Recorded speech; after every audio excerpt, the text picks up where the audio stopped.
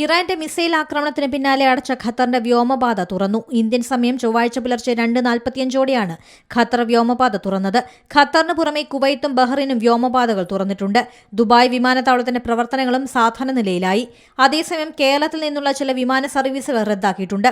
Air India എക്സ്പ്രസിന്റെ Thiruvananthapuram, Sharjah, Muscat, Dammam, Dubai സർവീസുകളാണ് റദ്ദാക്കിയത്. പുലർച്ചെ സർവീസ് നടത്തേണ്ടിയിരുന്നതായിരുന്നു. ദോഹയിലേക്കുള്ള ഖത്തർ എയർവേസിന്റെ സർവീസുകളും റദ്ദാക്കിയിട്ടുണ്ട്. കുവൈറ്റിലേക്കുള്ള കുവൈറ്റ് എയർവേസ് സർവീസുകൾ, ഷാർജയിലേക്കുള്ള ഇൻഡിഗോ സർവീസുകളും റദ്ദാക്കിയവയിൽ ഉൾപ്പെടുന്നു. പശ്ചിമേഷ്യയിലെ സംഘർഷത്തെ തുടർന്ന് ചില സർവീസുകൾ ആരംഭിച്ചിരുന്നെങ്കിലും വീണ്ടും നിർത്തലാക്കി. യാത്രയ്ക്ക് മുമ്പ് യാത്രക്കാർ സർവീസുകളെ സംബന്ധിച്ചുള്ള വിവരങ്ങൾ ഉറപ്പുവരുത്തണമെന്ന് നിർദ്ദേശമുണ്ട്. കരിപ്പൂരിൽ നിന്നും പുറപ്പെടേണ്ട വിമാന സർവീസുകളും റദ്ദാക്കിയിട്ടുണ്ട്. ഇന്ന് പുറപ്പെടേണ്ട 9 സർവീസുകളും നാളെ പുറപ്പെടേണ്ട 1 സർവീസുമാണ് നിലവിൽ റദ്ദാക്കിയത്.